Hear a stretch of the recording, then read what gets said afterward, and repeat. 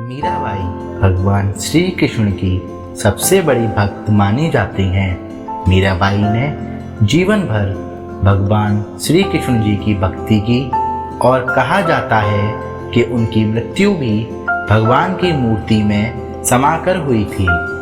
मीराबाई के जीवन से जुड़ी कई बातों के आज भी रहस्य माना जाता है। मीराबाई जोधपुर राजस्थान के मेड़वा राजकुल की राजकुमारी थीं। मीराबाई मेड़ता महाराज के छोटे भाई रतन सिंह की एकमात्र संतान थीं। मीराबाई जब केवल 2 वर्ष की थीं, उनकी माता की मृत्यु हो गई। इसलिए इनके दादा राव दूदा उन्हें मेड़ता ले आए और अपनी देखरेख में उनका पालन पोषण करने लगे। मीराबाई का जन्म 1498 के लगभग हुआ था।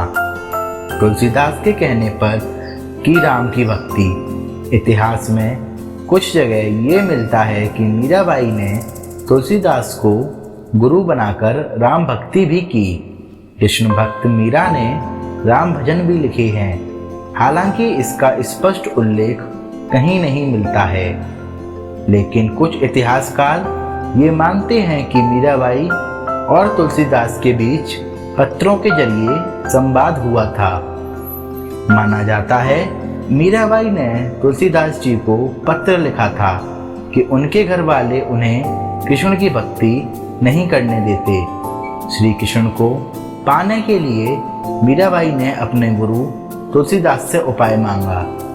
तुलसीदास के कहने पर मीरा ने कृष्ण के साथ ही राम भक्ति के भजन भी लिखे, जिसमें सबसे प्रसिद्ध भजन है पायो जी मैंने राम रतन धन पायो। बचपन से ही श्री कृष्ण जी की भक्त जोधपुर के राठौड़ रतन सिंह की इकलौती पुत्री मीराबाई का मन बचपन से ही श्री कृष्ण की भक्ति में रम गया था। मीराबाई के बाल मन से ही कृष्ण की छवि बसी थी, इसीलिए यौवन से लेकर मृत्यु तक उन्होंने कृष्ण को ही सब कुछ अपना माना। उनका कृष्ण प्रेम बचपन की एक घटना की वजह से अपने चरम पर पहुंचा था। बाल्यकाल में एक दिन उनके पड़ोस में किसी धनवान व्यक्ति के यहाँ बारात आई थी। सभी स्त्रियां छत पर खड़ी होकर बारात देख रही थीं। मीराबाई भी बारात देखने के लिए छत पर आ गईं। बारात को देख मीरा ने अपनी माता से पूछा कि मेरा दूल्हा कौन है। इस पर मीराबाई की माता ने उपहास में ही भगवान श्री कृष्ण जी की मूर्ति की तरफ इशारा करते हुए कह दिया कि यही तुम्हारे दूल्हा हैं। यह बात मीराबाई के मन में एक गांठ की तरह समा गई और वे कृष्ण जी को ही अपना पति समझने लगी। भोजराज से विवाह योग्य होने पर मीराबाई के घर वालों ने उनका विवाह करना चाहते थे, लेकिन मीराबाई श्री कृष्ण जी को पति मानने के कारण किसी और से विवाह करना नहीं चाहती थीं। मीराबाई की इच्छा के विरुद्ध जाकर उनका विवाह मेवाड़ के राजकुमार भोजराज के साथ कर दिया गया। मीरा जी की कृष्ण भक्ति। पति की मृत्यु के बाद मीरा की भक्ति दिनों दिन बढ़ती गई। मीरा मंदिरों में जाकर श्री कृष्ण जी की मूर्ति के सामने घंटों नाचती रहती थी। मीराबाई की कृष्ण भक्ति उनके पति के परिवार को अच्छी नहीं लगी। उनके परिजनों ने मीरा को कई बार विष देकर मारने की भी कोशिश की, लेकिन श्री कृष्ण जी की कृपा से मीराबाई को कुछ नहीं हुआ। पति की मृत्यु के बाद क्या हुआ मीरा के साथ? विवाह के कुछ साल बाद ही मीराबाई के पति भोजराज की मृत्यु हो गई थी। पति की मौत के बाद मीरा को भी भोजराज के साथ सती करने का प्रयास किया गया, लेकिन वह इसके लिए तैयार नहीं हुई। इसके बाद मीरा वृंदावन और फिर द्वारका चली गईं।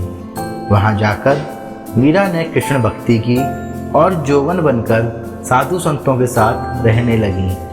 श्री कृष्ण में समाकर हुआ मीराबाई का अंत। कहते हैं कि जीवन भर मीराबाई की भक्ति करने के कारण उनकी मृत्यु श्री कृष्ण की भक्ति करते हुए ही हुई थी। मान्यताओं के अनुसार वर्ष 1547 में द्वारका में वो कृष्ण भक्ति करते करते श्री कृष्ण जी की मूर्ति में समा गई थीं। मान्यता वृंदावन की गोपी थी मीरा। मान्यता है कि मीरा पूर्व जन्म में वृंदावन की एक गोपी थी। उन दिनों वह राधा की सहेली थी। वे मन ही मन भगवान श्री कृष्ण से प्रेम करती थी। गोपी से विवाह होने के बाद भी उनका लगाव श्री कृष्ण जी के प्रति कम ना हुआ और कृष्ण जी से मिलने की तरफ में ही उन्होंने प्राण त्याग दिए। बाद में उसी गोपी ने मीरा के रूप में जन्म